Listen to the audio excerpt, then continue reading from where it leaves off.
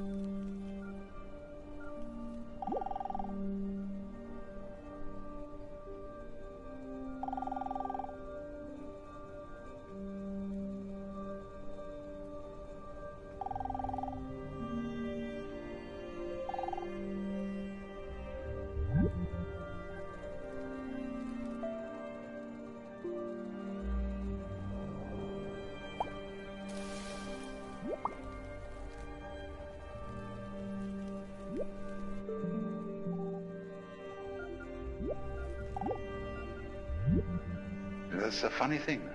We can experience ourselves through and through as something that just happens. We look at it this way. If you feel your body, your skin, the solidity of you, and regard what marvelous eyes you have, which are the power which generate light and color out of all these electrical quanta in the external world. And these ears, these beautiful shells that you wear on the side of your head, with their little spiral bones, the cochlea inside, you know, all that. It's marvelous. But you don't feel responsible for this. You don't know how it's made, if it is made. But it's you. That's what you are. That extraordinary pattern.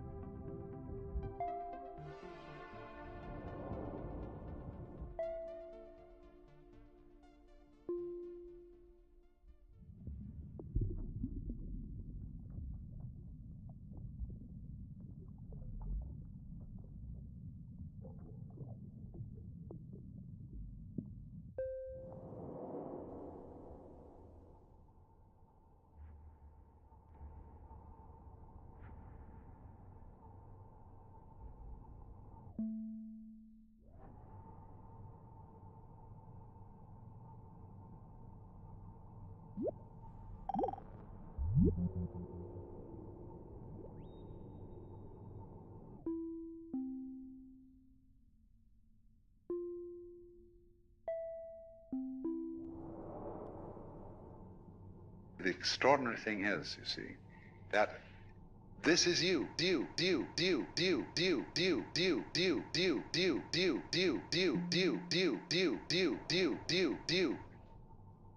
This extraordinary, marvelous arabesque of tubes and bones and cartilage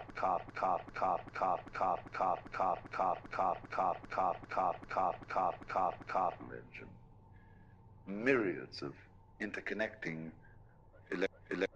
electronics and nervous systems and everything wonderful. But you can feel it, all of it, as if it was just happening to you. But if you want to feel it that way, then you've got to go the whole way, and you've got to feel that your decisions just happen to you. And that the thing that you call yourself, to which things happen, is just something that happens. You don't know how you manage to be an ego, how you happen to be conscious. That just happened too. So happenings happen to a happening. When you get that way, that's a very interesting road to run. But you can try the other way. You can extend it and say, now look here. If I really am my eyes, although I don't understand them, I mean, that is to say, I can't describe it in words. This is me.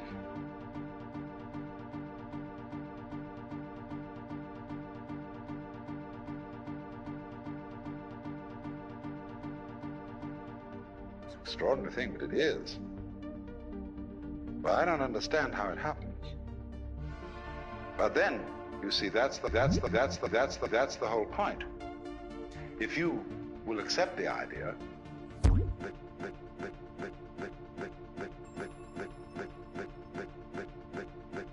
that you are your own eyes and your own heart and your own ears with that wonderful spiral cochlea inside and all these amazing gadgets here. You're all that. Now, therefore, by a little extension of the imagination, you can very well see that if all those subtleties inside you feel other than your conscious ego, but nevertheless are one with it, the same argument will go for all the other things going on around you. The sun shining, the stars twinkling, the wind blowing, and the great ocean restlessly pounding against these cliffs. That's you too. You don't control it, of course,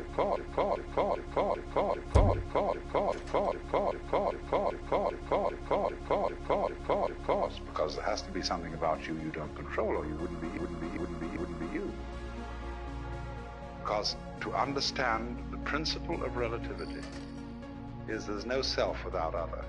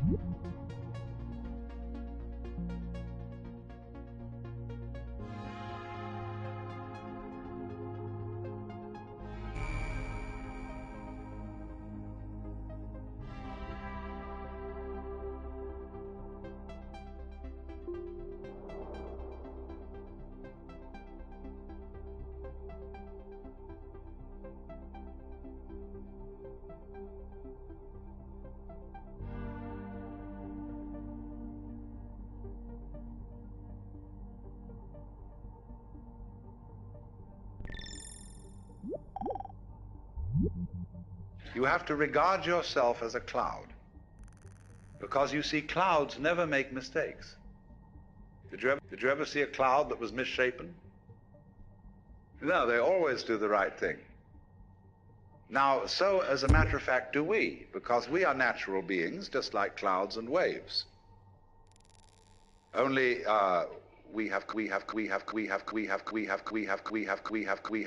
complicated games which cause us to doubt ourselves. But if you will treat yourself for a while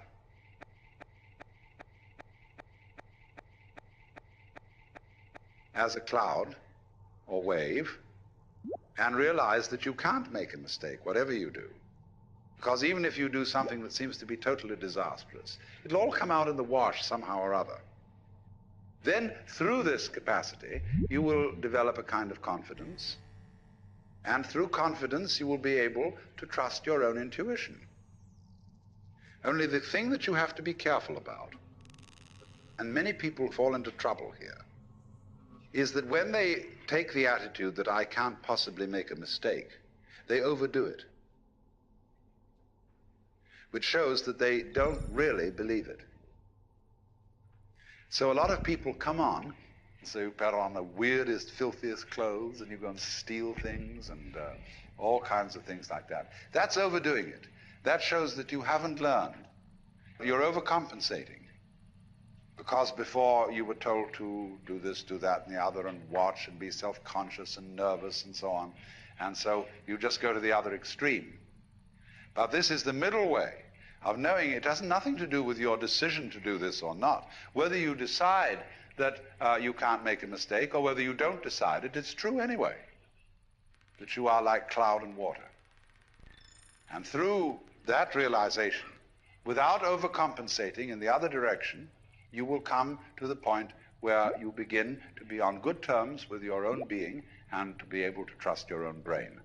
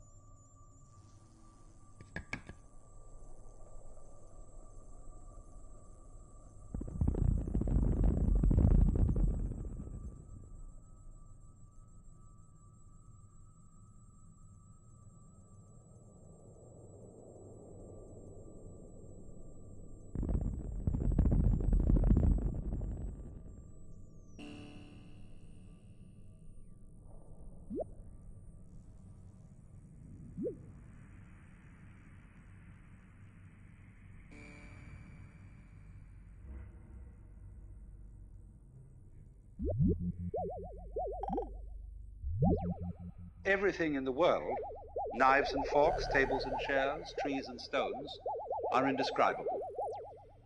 We can't say anything about everything. Because in order to say something about something and state it logically, you have to be able to put it in a class. Now, classes are intellectual boxes. When you play games like animal, vegetable, and mineral, you've got there 3 boxes. And when you come to think of it, you don't know what any 2 of those boxes are really without the third, or especially you don't know any one without another.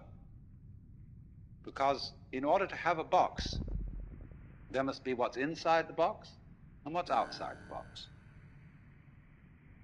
And then by this method of contrast, we can make a logical discussion about things. But then, when you come to something which is completely all-inclusive, to what fundamentally is, then you're without a box, and you can't talk logically. Of course, you can distinguish is from is not, but only in a very limited way, as I can say, I have a pen in my left hand, I do not have a pen in my right hand. And from this we abstract the idea of to be and not to be, is and isn't. But when we consider being with a capital B, this includes not only such ises as celestial bodies, but also such isn'ts as the space that encompasses them. And these 2 go together.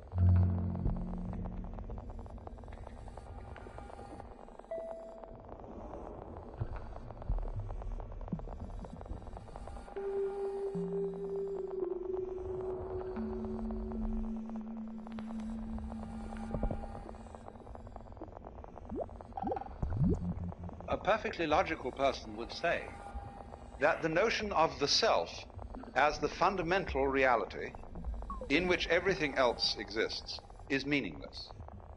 And of course, from a logical point of view, it is. But at the same time, just because something cannot be put into a logical category does not indicate that it isn't real. It's saying that the self in each one of you is really at root one. Just in the same way that you have all over your body millions of nerve ends. Each one of those nerve ends is, as it were, a little eye. And it gets its impression of the world, but it sends it all back into the central brain. Well, in a somewhat similar way, every person, every animal, and even rocks are regarded as sentient beings in a very, very primitive form. So all those forms that we see may be looked upon as the eyes that look out of one central self. Only, of course, in the human body we can see the connections between the nerve ends and the brain. It's much more difficult to see the connection between one individual and another. And therefore it's very easy for us to form the impression that I am only what is inside my bag of skin. And that my ego, myself, is a different self from yourself. And we're all, therefore, fundamentally disconnected.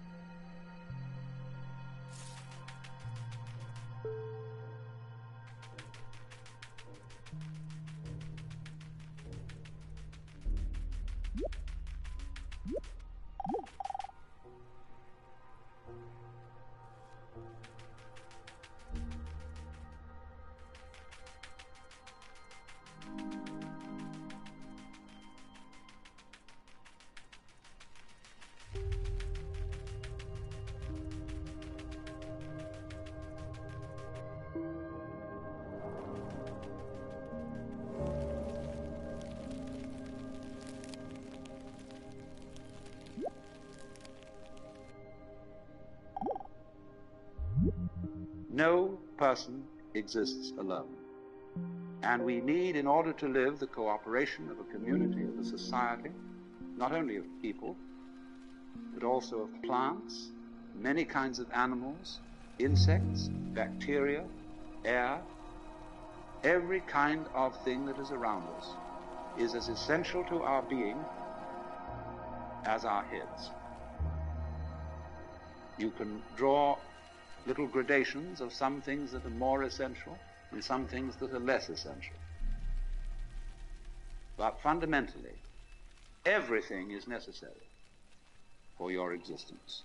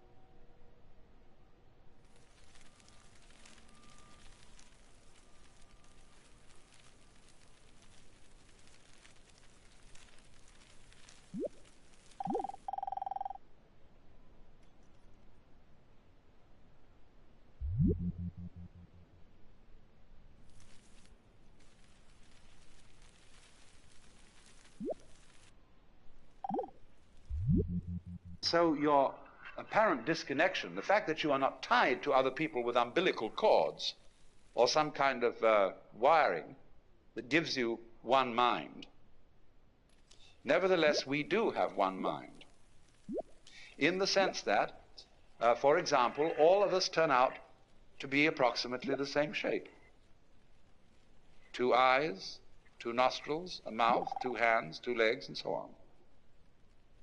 But going yet deeper, we find that it's somehow a necessity of thought that there be some sort of a something which is the common ground of all these universes, all these galaxies.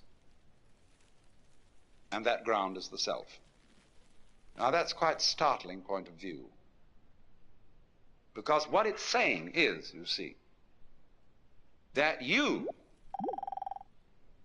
are basically the works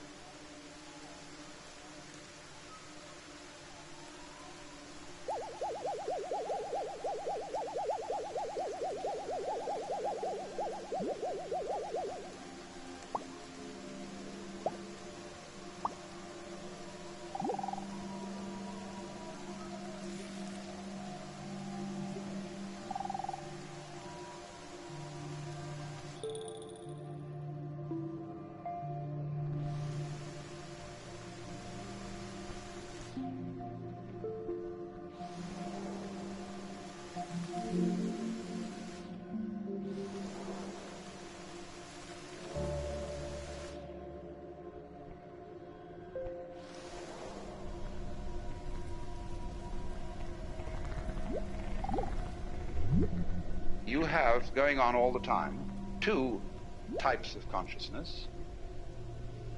Number one, the things you notice. And you notice things by having words or other symbols which you attach to them. It's very difficult to notice a thing for which you don't have a name and which you can't classify by some sort of image or shape. There are peoples, of course, who notice things that we don't notice. Eskimos have 5 different words for snow, because snow is very important to them. And to us, it's all just plain snow. There are all kinds of variations in language according to what people notice. So there's noticing consciousness, which we have courtesy of notation. But then there's also consciousness which doesn't notice, but nevertheless is highly responsive. You are responding at the moment to all kinds of stimuli coming to your nerve ends, which you don't notice at all. The way you are sitting is a response to unconscious stimuli. The way you adjust yourself and move, the way your heart beats, the way you breathe, the way you see. You don't know how you do that. You're doing it, but you don't know how it's done. So you see, consciousness in the ordinary sense, that is, say, conscious attention, doesn't notice everything. It only notices very little of the world.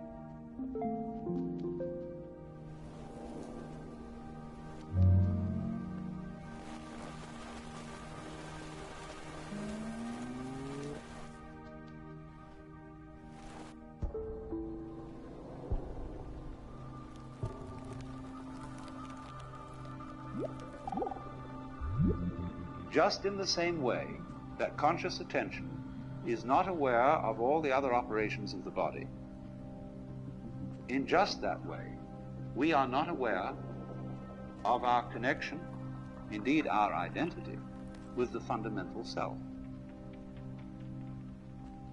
We go to sleep at night, and then we wake up, and because the physical brain is still there, we remember everything that happened the day before. But if the physical brain decomposes, then we're what is called dead. And we say, well, that's the end of that. But when the leaves die and fall off the trees, or the fruit drops, next year, more leaves, more fruit. So in the same way, when you and I die, more babies later. If the whole human race dies, you bet your life. There are all kinds of things that feel that they're human, scattered throughout the multiplicity of galaxies, because this universe is a peopling universe. But because we are unconscious of the intervals, we are not aware of the self with our conscious attention when conscious attention isn't operating. But still, just as you don't notice what your pineal gland, say, is doing at the moment, so in the same way, you don't notice the connections which tie us all together, not only here and now, but forever and ever and ever and ever.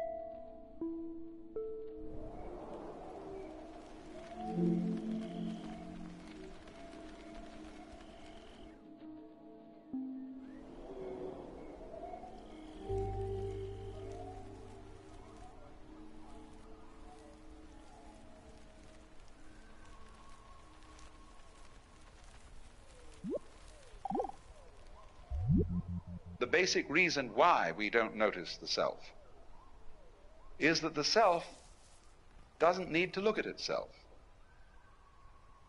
A knife doesn't need to cut itself. Fire doesn't need to burn itself. Water doesn't need to quench itself. And a light doesn't need to shine on itself. Nevertheless, it is possible, in a certain way, to become aware of oneself in this deepest sense, to know that you are the totality. To wake up from the hallucination that you are just poor little me, from that kind of hypnosis, and discover that you are simply something being done by this vast, indescribable self, which is out of time,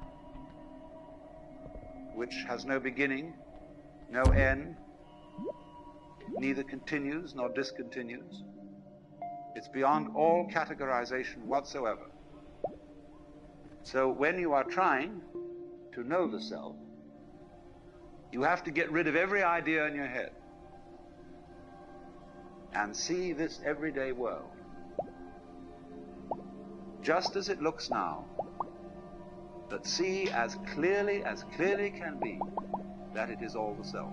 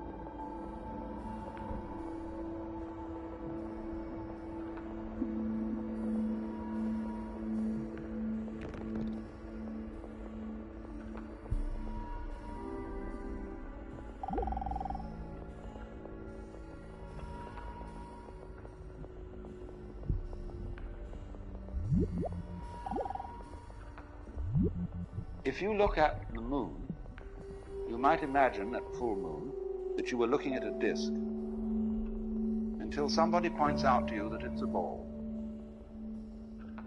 Sunrise is not the same event for a person who thinks that the Earth is the center of the solar system as it is for a person who knows that the sun is the center of the solar system and that the Earth is turning.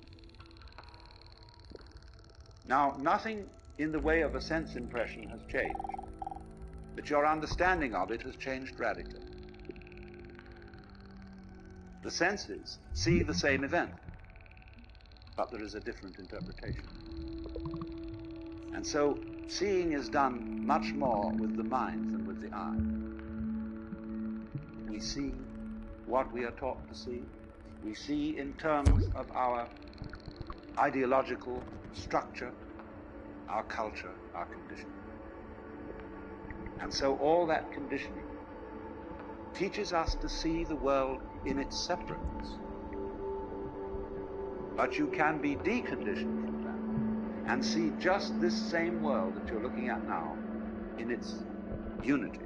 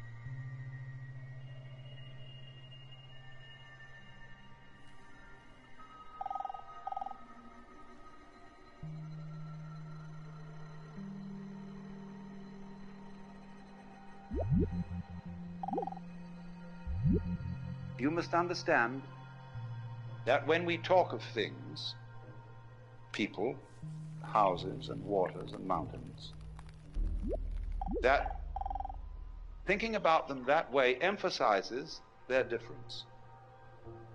It stresses differentiation.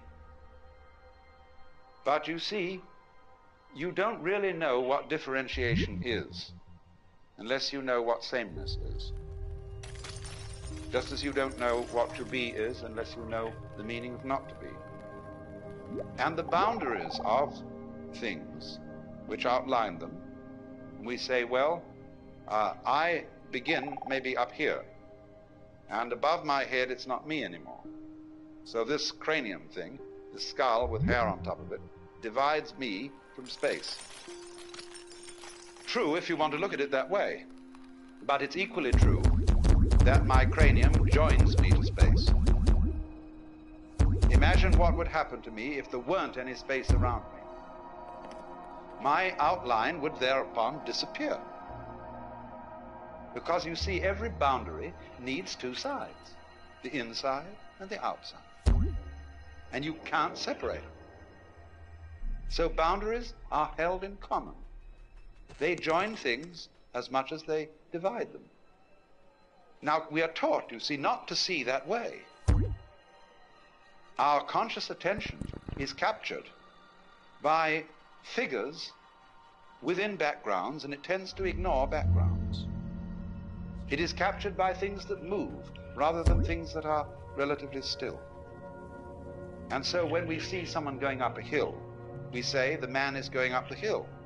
We don't see also that the hill is coming down to the man.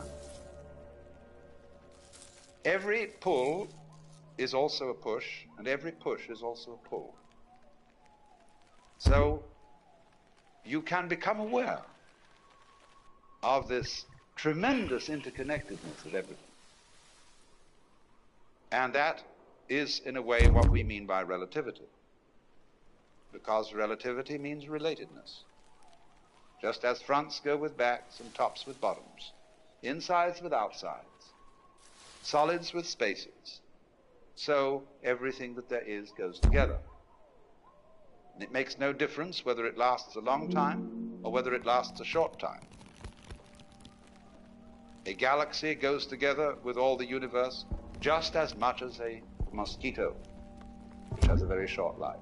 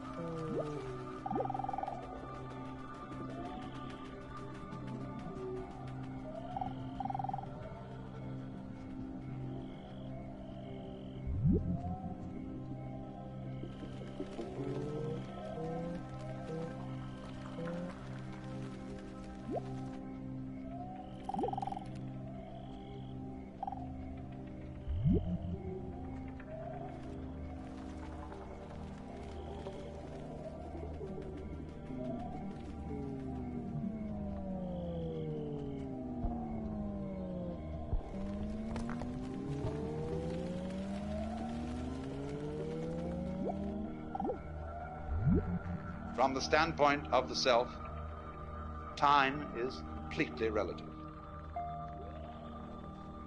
You can have, if you scale it down, as much time between two of those very rapid drum beats as you can in eons and eons and eons. It's all a question of point of view or level of magnification.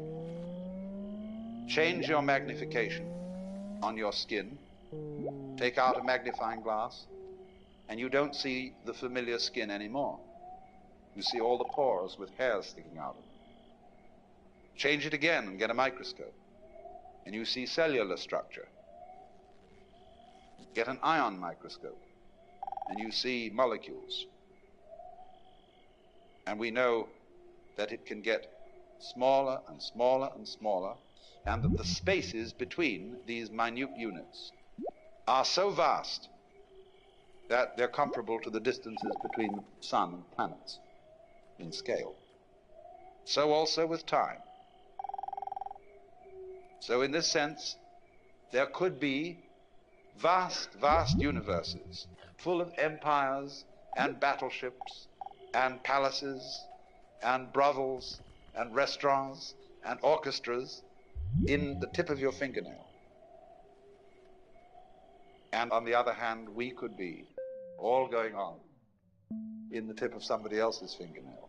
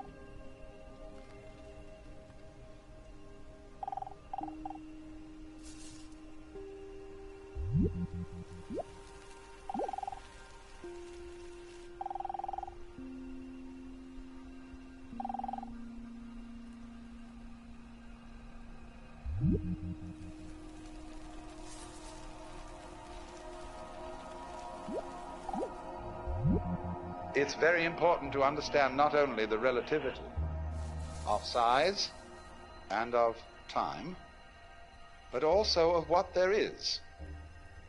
Now, as you know, the human senses respond only to a very small band of the known spectrum of vibrations. We know through instruments of quite a vast spectrum, but we, as I say, with our senses, see only a little of it. If our senses were in some way altered, we would see a rather different looking world. We can do this, of course. We can put on special lenses to enable us to see heat. And then we see all the heat radiations coming out of people. And we say, well, I never noticed that about you before. But so in the same way, you see, there are infinitely many possibilities of vibration and of organs sensitive to those vibrations, so that there could be worlds within worlds within worlds, spaces within spaces, just like the many, many wavelengths of radio and television, going on forever and ever in all directions. The possibilities are infinite. But having senses and noticing is a selective process. It picks out only certain ones, just as when you play the piano. You don't take both arms and slam down all keys at once. You select. And so perception is a kind of piano playing.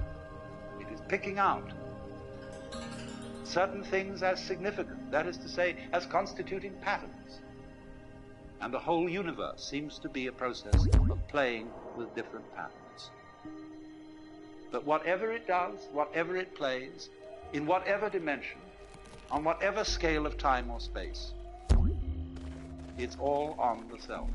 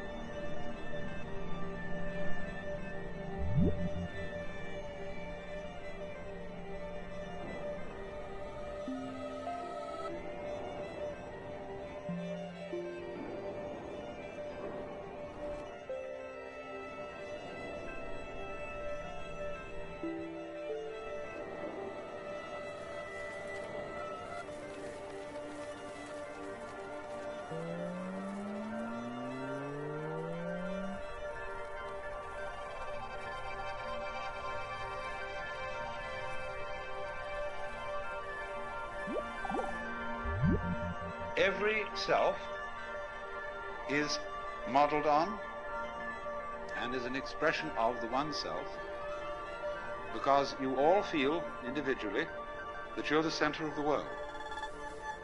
And everything else is seen in circles, circling out, sphering out from where you are. And that's, as it were, call them microcosm, the little cosmos. But then in the same way, the macrocosm has a central self, although this is not central in the way we talk about centers in space. The center of a circle is in the middle of the circle, and the circumference is away from it. It isn't in the middle of the universe, spatially speaking. You might ask the question, where is the universe? Well, you can't say where, because every where has to be in relation to something. There would have to be another universe to say where this one is. But then, since those two together would constitute the universe, we wouldn't still be able to say where it was. It isn't anywhere. And so in that sense, the center isn't anywhere in space locally. And furthermore, the kind of space we are dealing with is only one possible kind of space. It's the kind of space our physical organisms are attuned to.